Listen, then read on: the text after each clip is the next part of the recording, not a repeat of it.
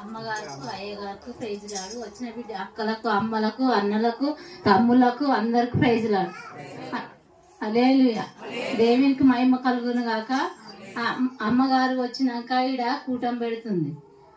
సుయత్త చిన్నమ్మల ఇంటికాడ కూటం పెడతా అంటే చిన్నమ్మల పత్తి ఎడతా అంటే చిన్నమ్మ అక్కడ ఏంటిది చిన్నమ్మల ఇంటికాడ టెంట్ గినేసిళ్ళు ఏమైతుందాడా అని అడిగితే అమ్మగారు వచ్చింది ఎల్షక బిడ్డ అమ్మగారు వచ్చింది రా ప్రార్థన పెడుతుంది అయ్యగారు అమ్మగారు ఈ కన్నించట ఇక ప్రార్థన పెడతారట అని అన్నది.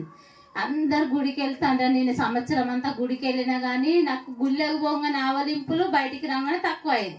2 వరుసల నీళ్లు కారేది నాకు. సంవత్సరం అంతా పోయినా సుత నన్ను దేవుడు ఆడ ముట్టలేదు.